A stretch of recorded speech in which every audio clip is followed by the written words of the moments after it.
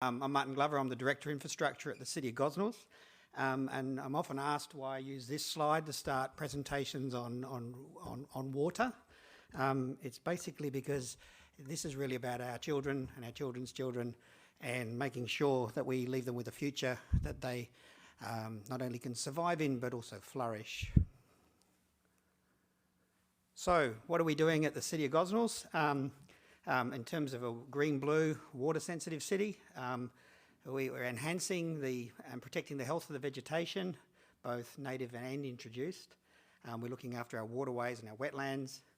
We're providing water security essential to the economic prosperity of our municipalities. We're looking to mitigate flood risk. I'll be honest with you, I wouldn't mind a little flood just right now. That'd be good. And also the damage that results from that.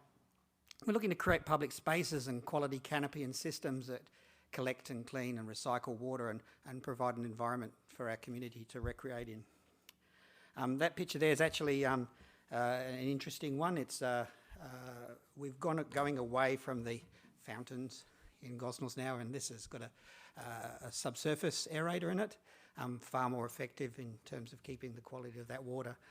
Took a bit of persuading. There's still members of the community that prefer the whooshes up in the air, but we're gradually training them as we go along.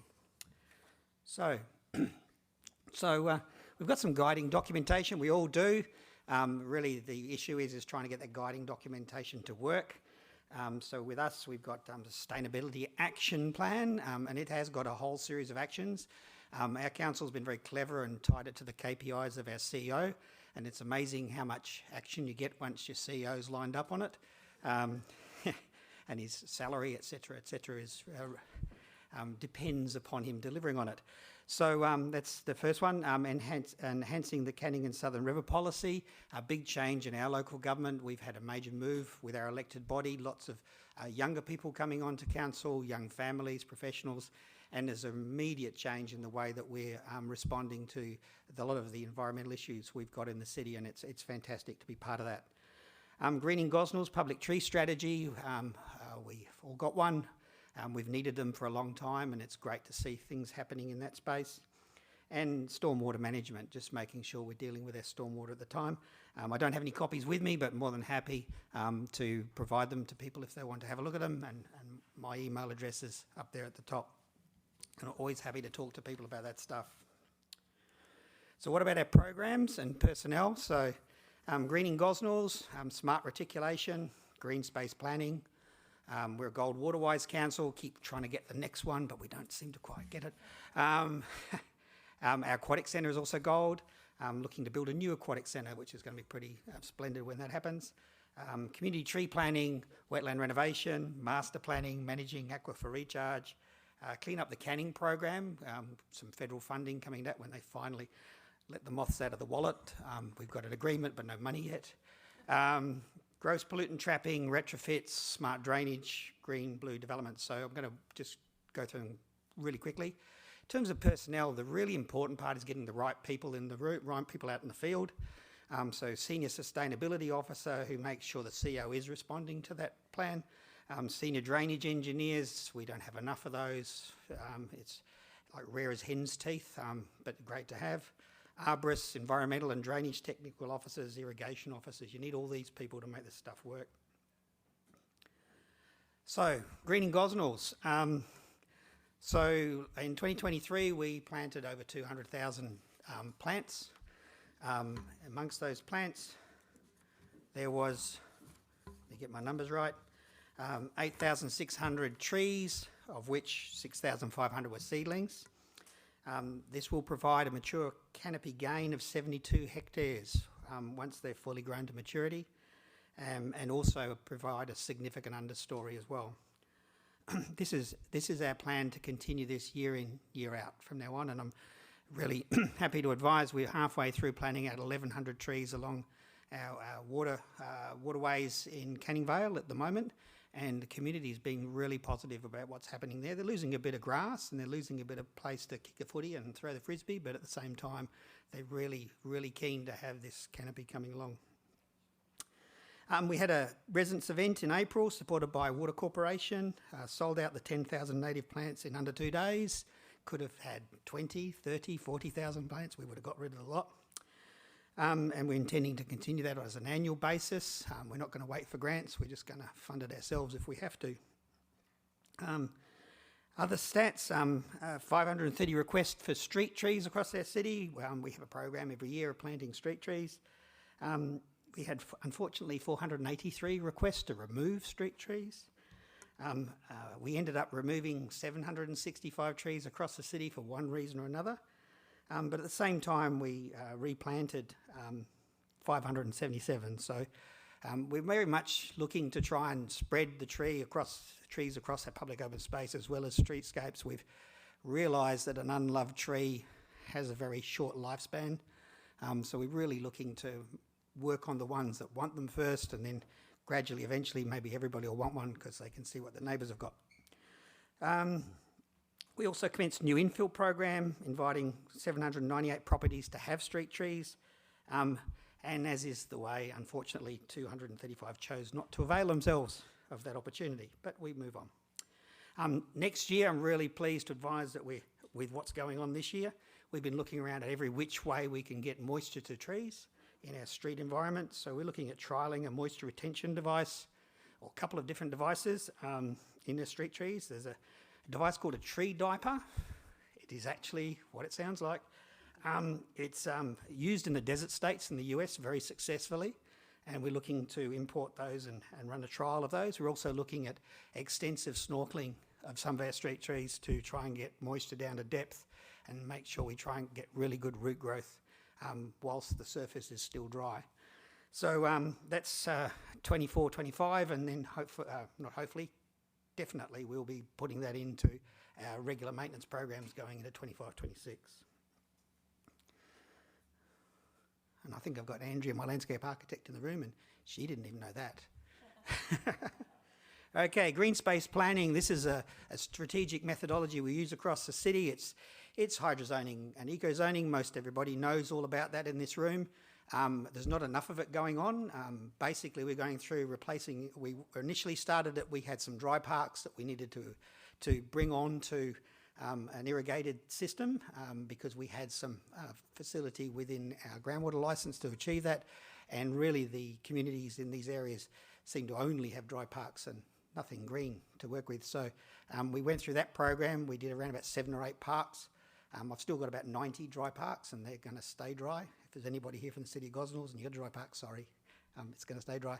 But now we're going through back retrofitting. So we're now going through replacing our old irrigation systems, pumps, main lines, etc., and the reticulation, and we're introducing hydrozoning and eco-zoning.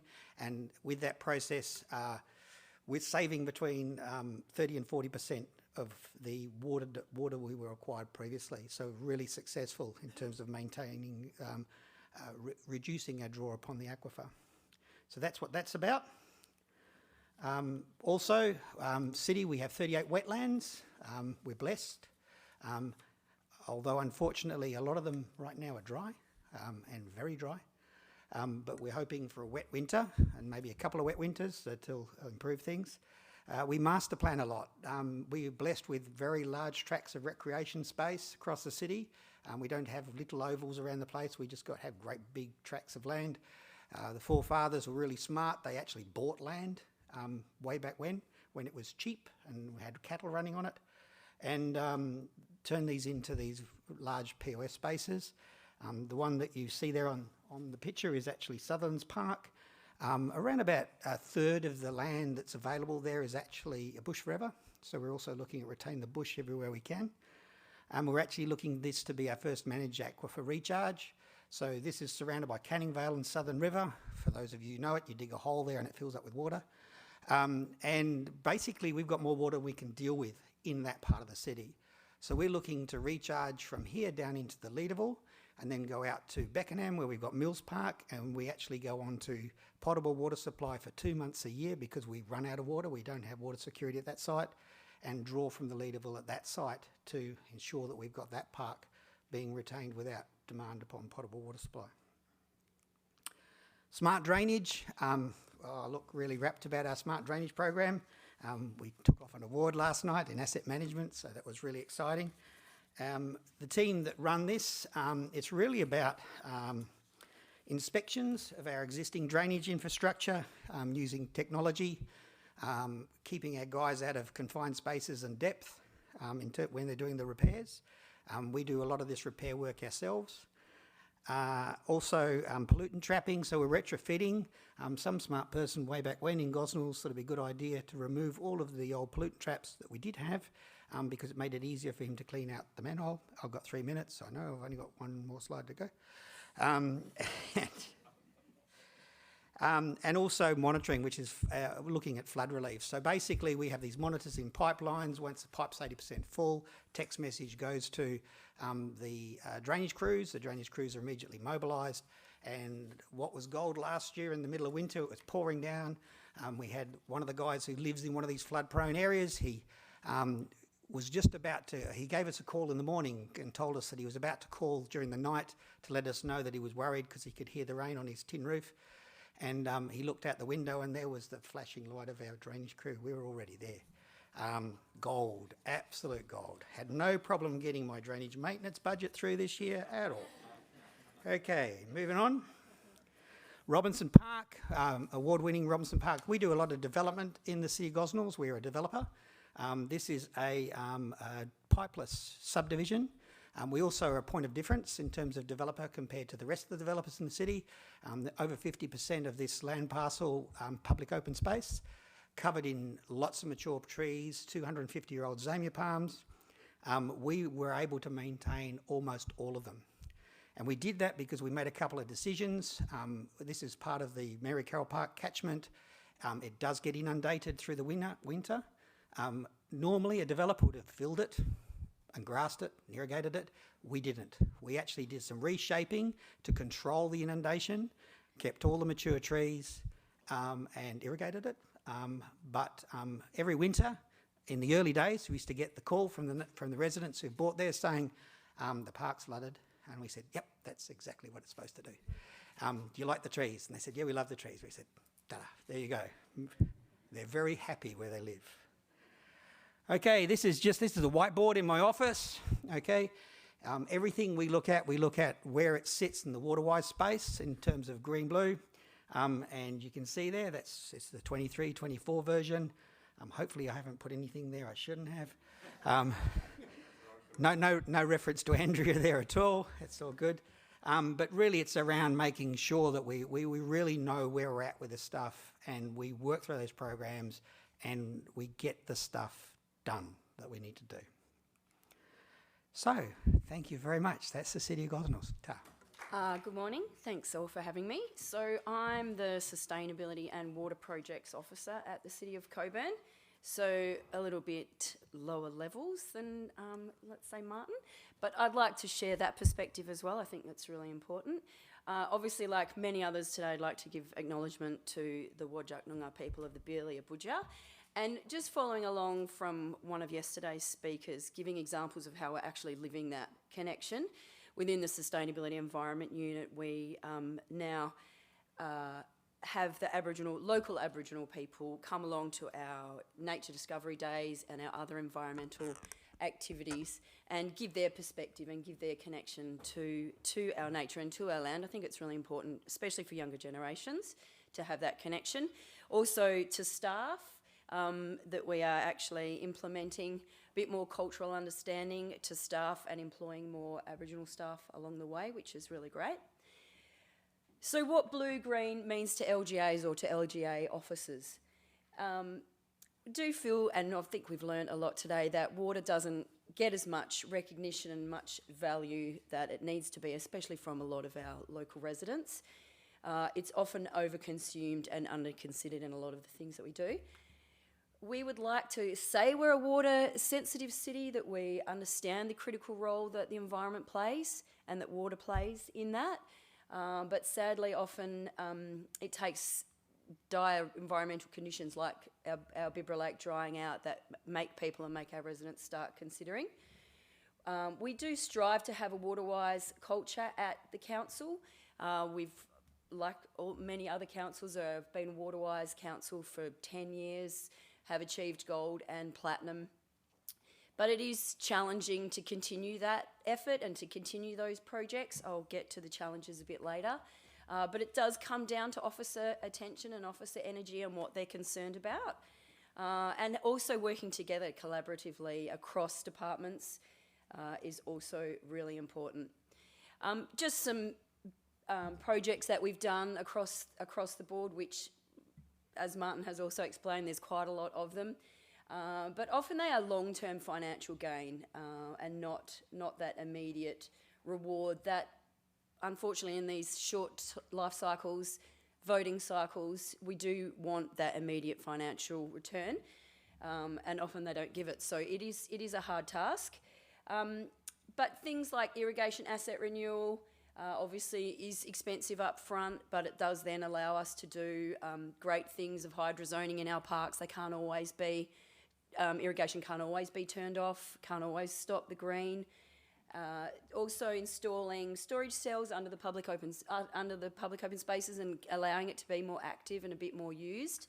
Our irrigation and parks crew definitely are committed to the Waterwise mantra.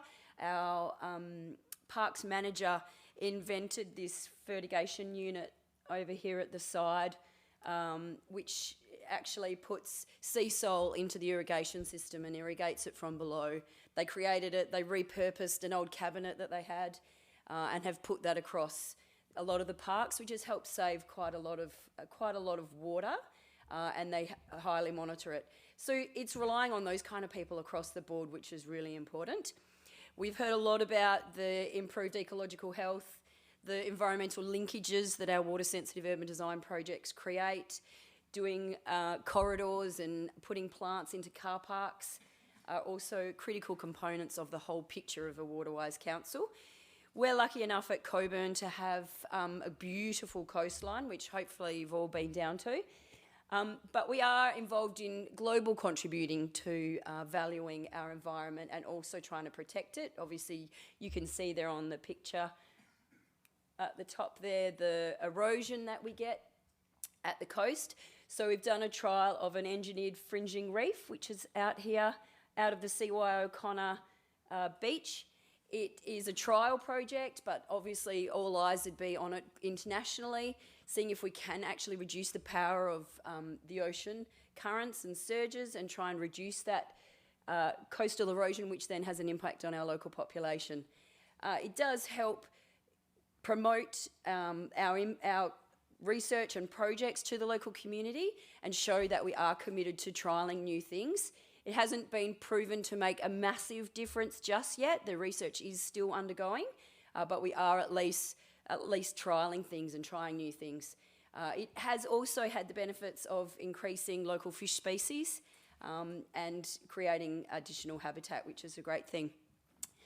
Just internally, given that I'm down in the trenches with the officers, we want to actually instill that connection to nature. It's really important that people and officers get out into nature, get out amongst it. So we have staff planting days, we've had staff wildflower walks, take staff on snorkeling trips, and then also most recently I got Shelley along for a water sensitive urban design workshop series, because often staff don't have time to go to interesting conferences and learn great stuff. The people that really need to understand different things don't value coming along learning or don't have the time for it. So sometimes you got to bring the mountain to Muhammad. So Shelley engaged 20 planners.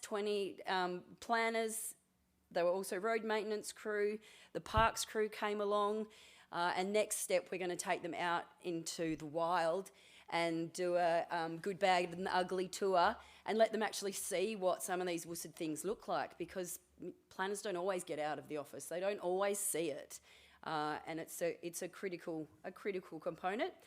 Collaboration is a challenge, but it is also really important. Working together as a staff, we've got our Water Warriors working group, which is comprised of an engineer, the parks officer, the drainage engineer, sustainability officer, the roads maintenance officer, the parks supervisor, and an engineer. And then we've got a sustainability committee that's got health officers, facilities officers, waste education, finance director, and then over here, most recently looking at the sediment control in the city and engaging with our environmental health officers who look at sediment from a completely different perspective and actually didn't consider, it was called dust even, and didn't consider sediment as its impact on the environment. And so it's about working together and bringing them into these other projects that we get to go on being in sustainability and environment and helping them understand and get connected. But of course, with that comes challenges. So people have got competing projects, time's challenged, they've got different values. So we've been sitting a lot. I'd like everybody to stand up. And I just want to give you some insight, not only into my day, but probably into all of your days as well. So just pick up your water glass, keep it in your right hand, or your hand.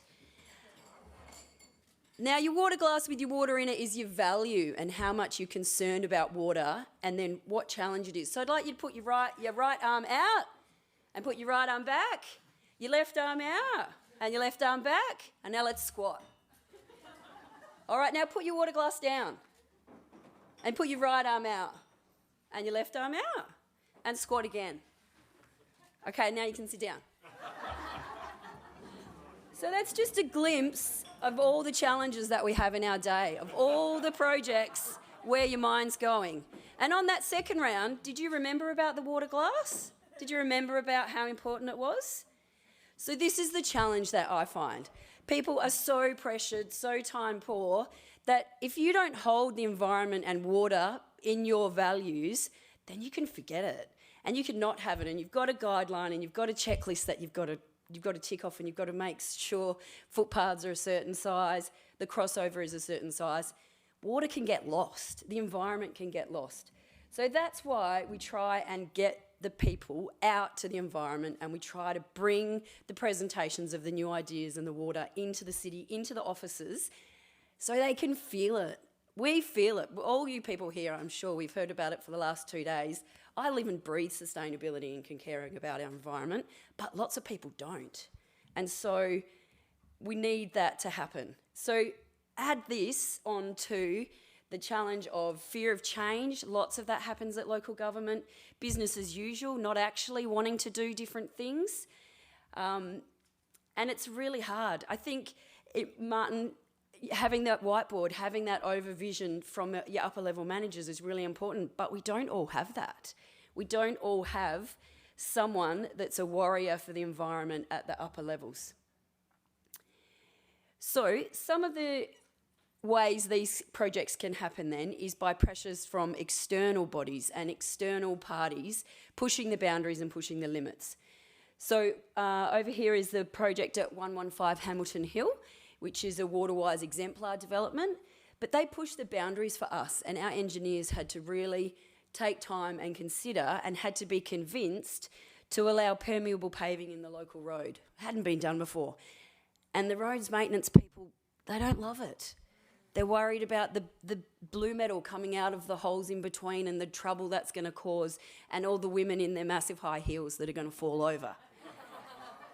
So it's about bringing those people on the journey with us and helping them understand that those things are possibly not as important as we go into a watertight future.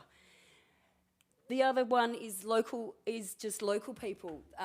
This is Chris Ferreira, the Forever project, building his eco apartments in the backyard.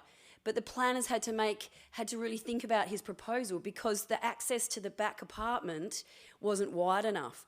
But Chris didn't want to make it wider because it would compromise the front house. They wanted to leave the tree in the backyard and intact. And look at the beautiful outcome. That's not how many people live there, don't worry. That's at a presentation. But it's just showing how development can happen, infill development especially, can happen with trees intact and just pushing those boundaries a little bit. So then comes the role of the councillor. I'd definitely like to give my recognition to Councillor Cork, her tireless drive to keep the blue-green environment on the agenda at council.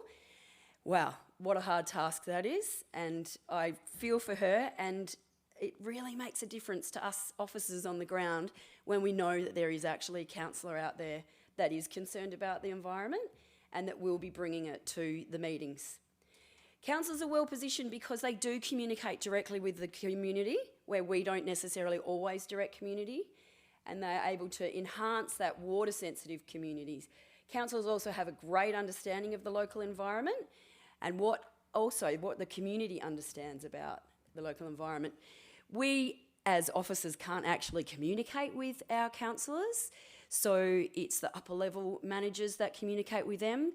And what I would recommend to other local government officers is talk to your directors and make sure that your projects and your points are on the agenda and are getting communicated, because they're also challenged. They've also got lots of different moves to do, and they're not necessarily holding the value of your water and your environmental projects.